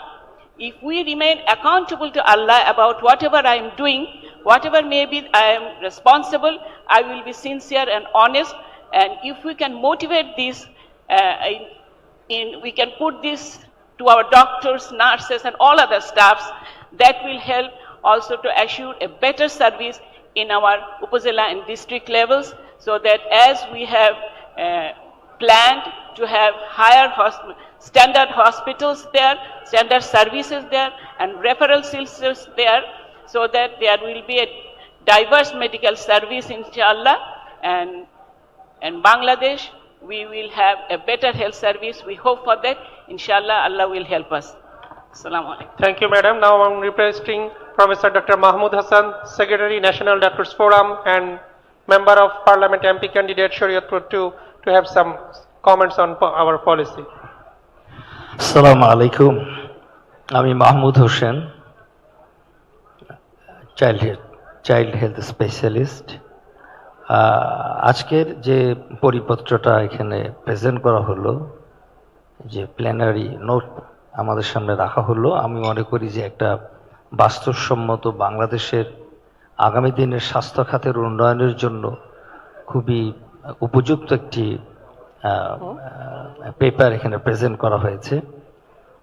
এবং যেখানে আমি যতটুকু বুঝেছি যে decentralisation এটা একটা প্রধান issue, এবং সেখানে জনগণের আস্থা তৈরিটাও সাথে সাথে জরুরি।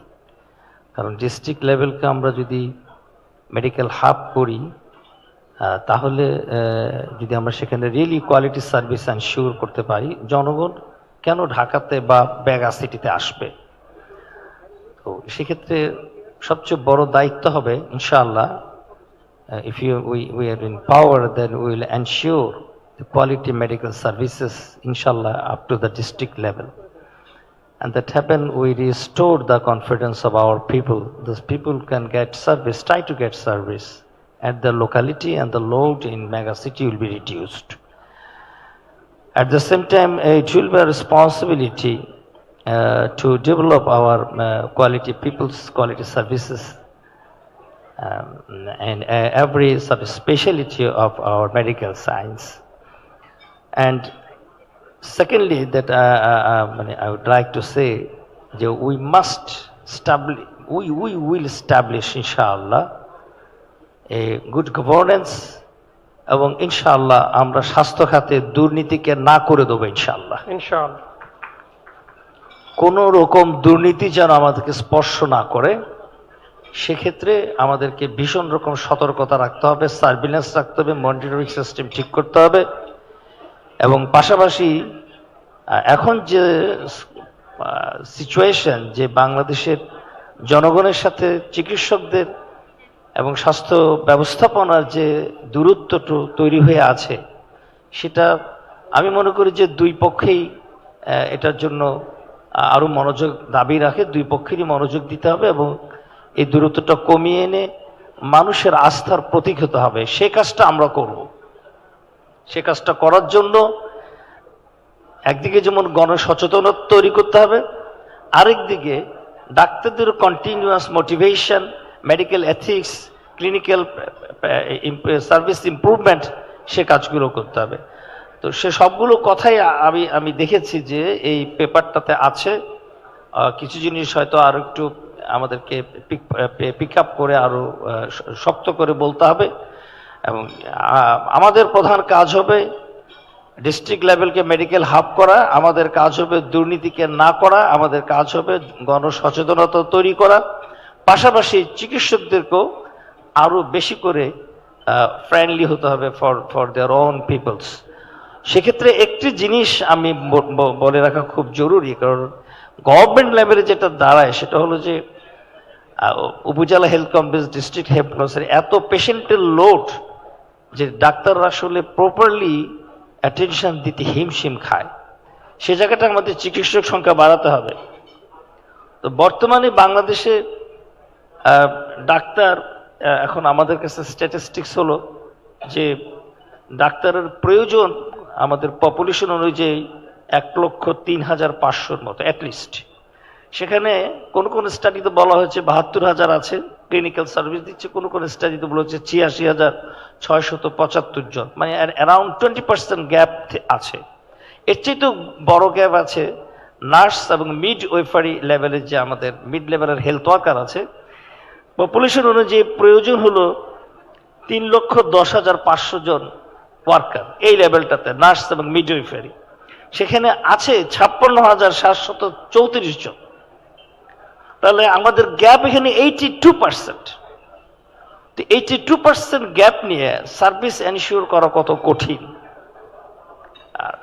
এবং আরেকটা জিনিস যেটা আমাদেরকে করতে হবে সেটা হলো ইন্টিগ্রিটি, সার্ভিসের ইন্টিগ্রিটি। আমাদের এখানে ফ্যামিলি প্ল্যানিং আছে, আমাদের এখানে মেডিকেল এডুকেশন, আমাদের এখানে প্রাইমারি হেলথ কেয়ার, নানা ভাগে ভাগ হয়ে আছে। এগুলোকে ইন্টিগ্রিটির মধ্যে আনতে হবে, আমরা সে কাজটা করবো ইনশাআল্লাহ। আমি question, Now I'm requesting if there is any question. If anyone has any question, volunteer please. Give the mic. Give mic. Yes, sir.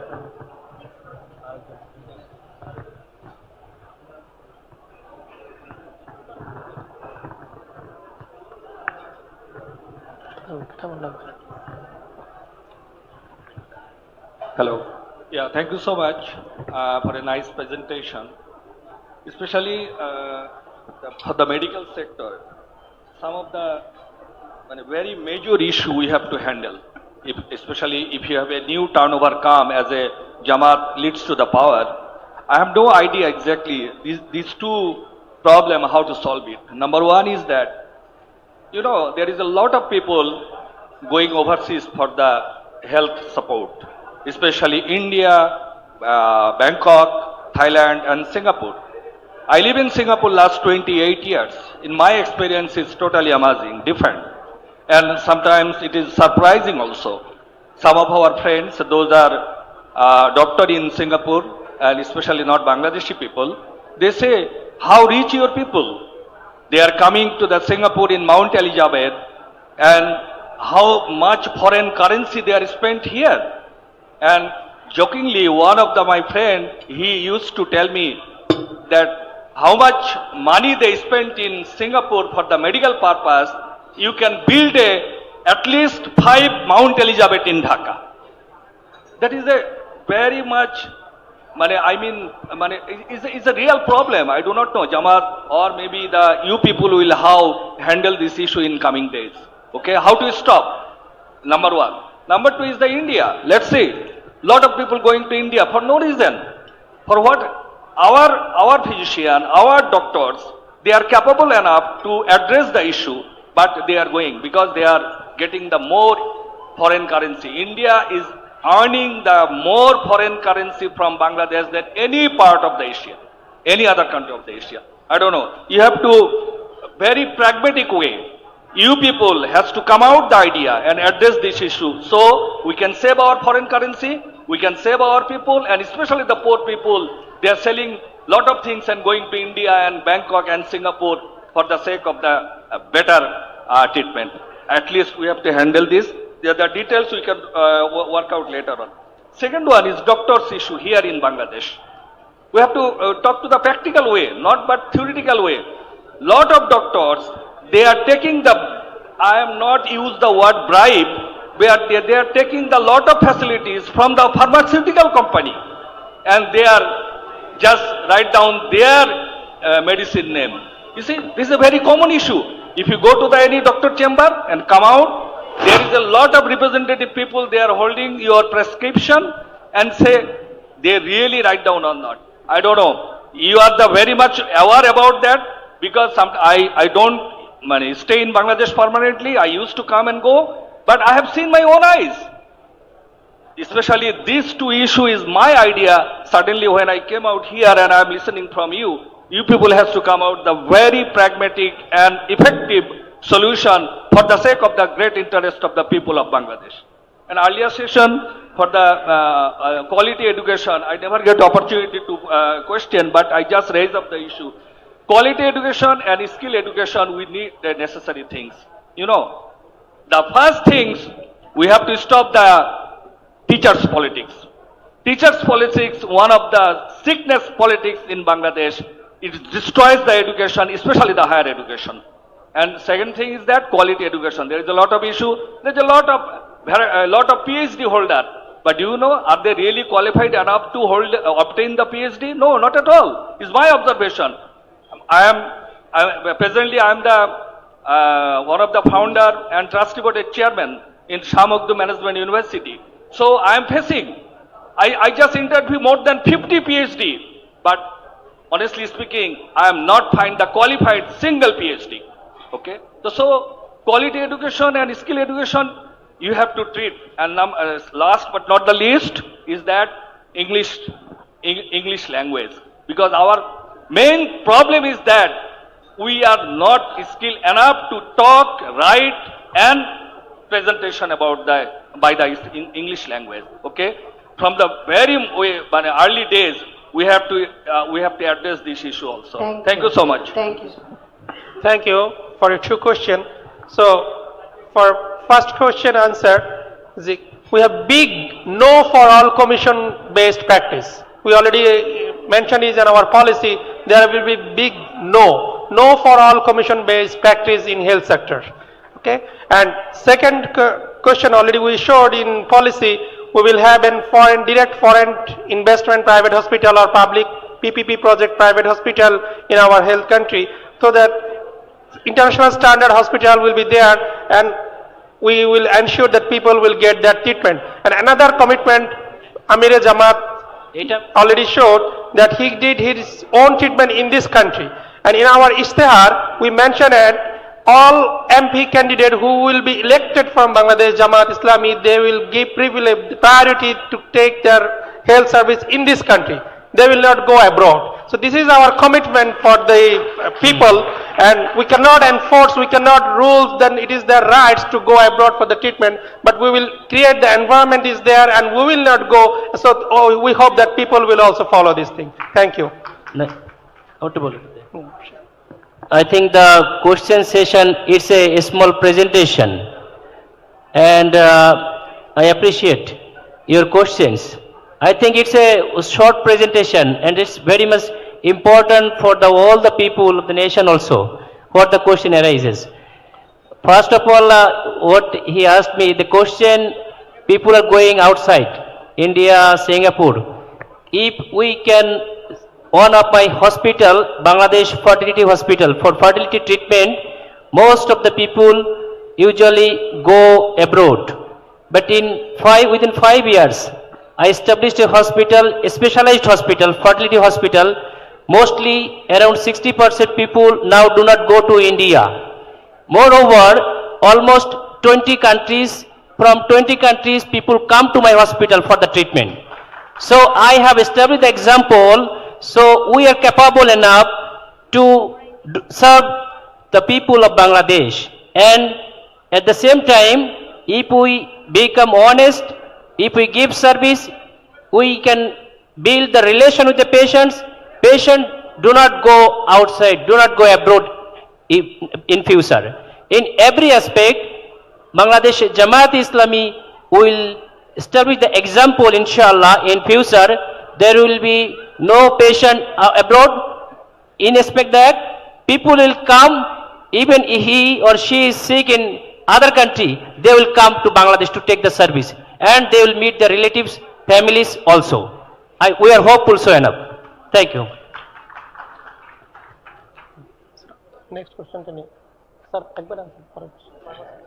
Pharmaceuticals নিয়ে যেটা বলেছেন সেটা হলো আমরা জামাতের পক্ষ থেকে সারা দেশের ডাক্তারদেরকে মেডিকেল এথিক্সের উপরে মোটিভেশনাল প্রোগ্রাম করছি লাস্ট 2 ইয়ার্স, এবং আমরা মনে করি যে এজন্যই আমি বলেছিলাম আমার কমেন্টসে যে আমরা সিরিজ অফ মোটিভেশনাল প্রোগ্রাম আমাদেরকে করতে হবে, এবং সেটা জনসচেতনতা বৃদ্ধির জন্যও করতে হবে। আর আপনারা যেটা বলছেন আমরা স্ট্রংলি এটাকে না করি, এবং আপনারা জানেন যে কিছুদিন আগে আমাদের deputy chief doctor Syed Abdullah Mohammad Taher একটা প্রোগ্রামে, ডাক্তারদের একটা প্রোগ্রামে ফার্মাসিউটিক্যালস কোম্পানি নিয়ে মন্তব্য করতে যে উনি জনৈক চিকিৎসকের কিছুটা বলবো যে উগ্র আচরণের মুখোমুখি হন, সত্যটা বলতে চেয়ে। আমরা আসলে ওই সত্যটাই লালন করি। আমরা মনে করি যে আমরা ক্ষমতায় আসলে ফার্মাসিউটিক্যাল ইন্ডাস্ট্রিগুলোর বাজেট অ্যানালাইসিস করব, সেই বাজেটের কত পার্সেন্ট কোথায় যায় সেটা আমরা দেখব। অ্যাট দ্য সেম টাইম আমরা যখন প্রাইস ফিক্সড করব এবং এসেনশিয়াল ড্রাগের লিস্টটা যেটা আমাদের প্রেজেন্টার বলেছে আমরা বাড়াবো, তখন কিন্তু আন্ডার দ্য টেবল কোনো ধরনের লেনদেন করতেও ফার্মাসিউটিক্যালস কোম্পানিগুলোর কষ্ট হবে। কারণ আমরা তো দেখতে চাইবো বাজেট অ্যালোকেশনটা, এবং সে অনুযায়ী আমরা ঔষধের প্রাইস নির্ধারণ করব। তখন অটোমেটিক্যালি এগুলো কমে যাবে। এগুলো আমরা নিজেরা যেহেতু কমিটেড, এবং আমরা এখনই এই করাপ্টেড সিচুয়েশনও আমাদের চিকিৎসকরা ভালো এক্সাম্পল সেট করছে সারা দেশে। সুতরাং we are very confident that we are able to control all these odd situations, inshallah. The next question. Yes, please. Thank you. Thank you for giving me opportunity. My question is regarding the women's health. We know that the access to ministerial health in country, according to our national statistics, less than 70% women are getting access to ministerial product. Thanks our university's leaders have taken many initiatives to solve it. I think the JAMAAT-E-ISLAM can solve this problem in the first 3 months once they are elected. It's a simple solution if they adopt the locally invented, reusable, biodegradable sanitary pad. Then you can ensure the education of girls, those who are getting dropped out from the schools, not getting access to pad. So I think Jamaat manifesto can include that they can ensure the access to sanitary pad to all 35 million menstruating women in first 3 months with a local solution. We need not to import from outside the country. So we have a solution in the country. Even this is UN accepted, so you can do that. Thank you. Another question, if you allow, we heard about that. There was the digital health. I think you have this is in your mind, but maybe if you disclose, then find how